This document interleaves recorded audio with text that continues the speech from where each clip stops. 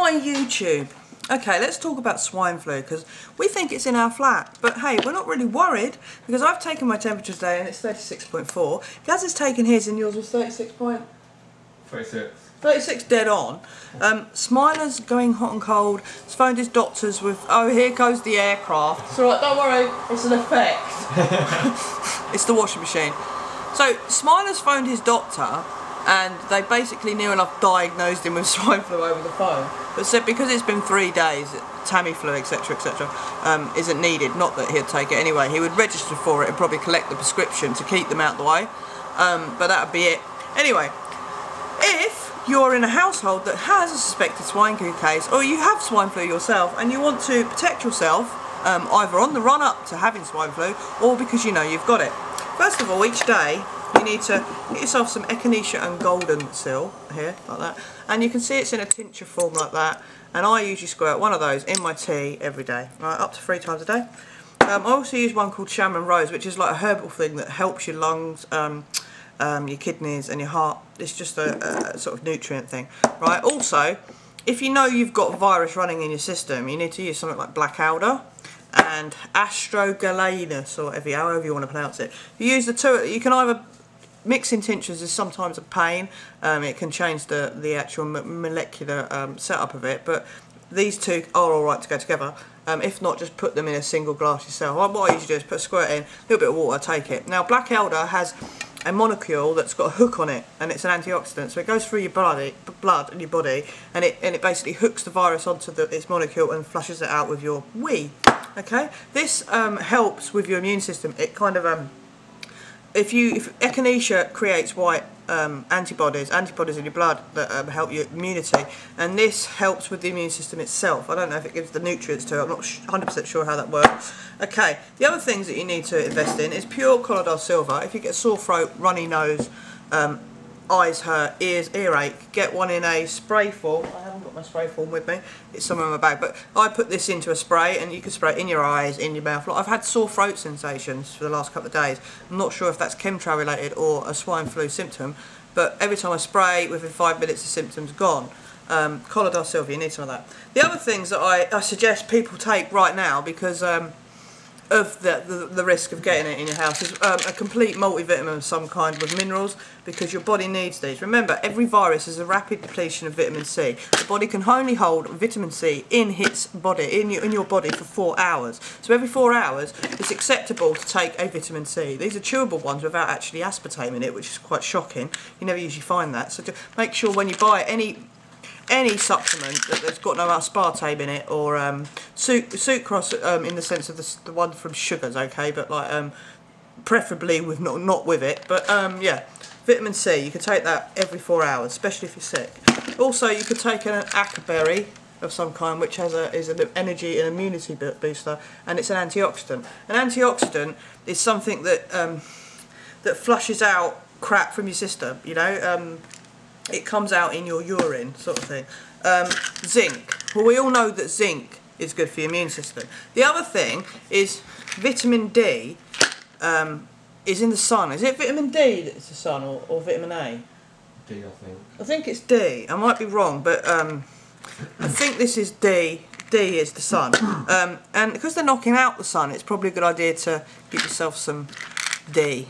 Okay, or alternatively, as my friend Gangster Granny said, if you've got swine flu, take some Collodol Silver and go under a sunbed, because we all know the virus cannot exist in ultraviolet lights that easily. So that's probably a good plan. The other thing is, if, right, you've got a temperature of 38 or above, you must phone your doctor, just for that reason, to have it registered, right? Because you're going over 38, pushing to 39, you're near to like dying. 104 is the maximum, right, that your body can be. It's like you can only go a few degrees above and a few degrees below. 38 degrees is 100 degrees Celsius, isn't it? It's something around them figures, and you're borderline to sort of like, you know, boiling yourself alive. So for fuck's sake, so excuse my French, you've got to ring someone if you've got a high temperature. Also, I'm not a lover of pharmaceutical drugs, but something like an extra power pain relief. I don't think this has got aspartame in it. No. Paracetamol, aspirin and caffeine, and yeah, so you take some kind of Panadol that lowers your temperature. We know that lowers your temperature, right? Now the reason why the body increases temperature is because it helps to sort of kill off the virus. It's kind of like it adjusts the temperature to go, right, let's just burn you out. But you know, there's a point where you don't function no more.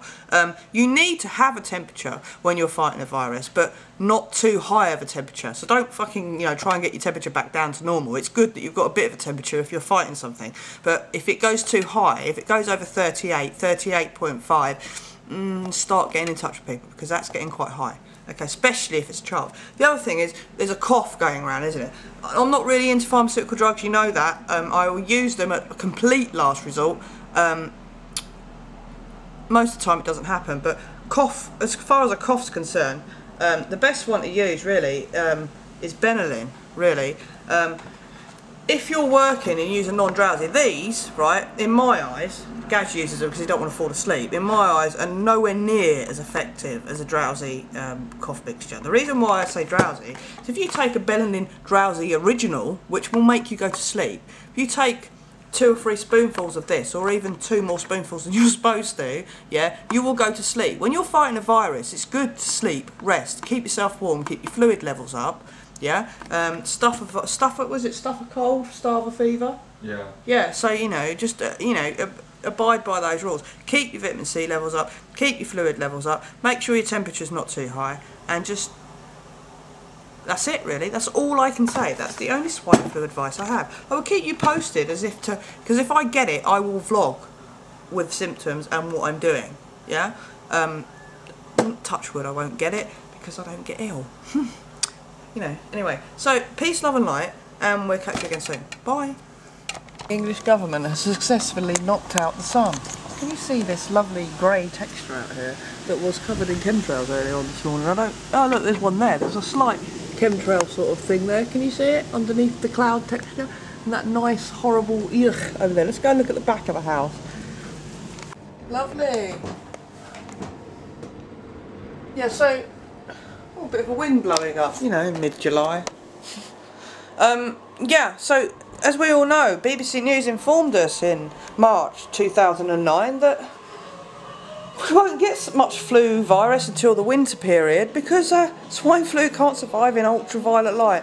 But conveniently, the last 10 days, the ultraviolet light hasn't really been getting through. The same sort of lightness as we probably get in the winter months, hence the increase in swine flu. Or is it in the chemicals? Probably. Anyway, peace, love and light. Bye.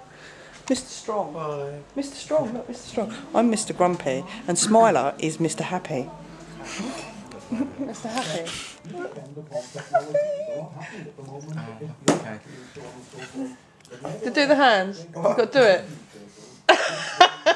It's brilliant. Mr. Strong. Mr. Strong. And I'm Mr. Lazy today. I am Mr. Grumpy as well, but today I'm Mr. Lazy. Right, anyway, yeah, no, important. Right, there's going to be some FEMA exercise on the 27th of July through to the 31st of July, okay? And, you know, basically, most exercises turn out to be, like, real, right? So, anyway, today, interestingly enough, you remember the satay about the nuclear threat increasing and then all of a sudden a bomb goes off or whatever else? Well, today, the nuclear terrorist threat, or the terrorist threat, went from severe to sustained. Right, it's gone down one level, right, which makes me suspicious because, as Kev just pointed out, that maybe that's because an incident will happen over the end of July that will, you know, need it. You know, that's why it's like a false. And also, look, swine flu is shockingly over the news.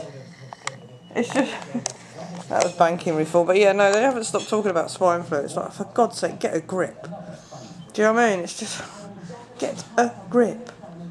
Yeah, the weather's really interesting as well. There's like been severe weather warnings of really shit weather, and like, you know, today was kind of sort of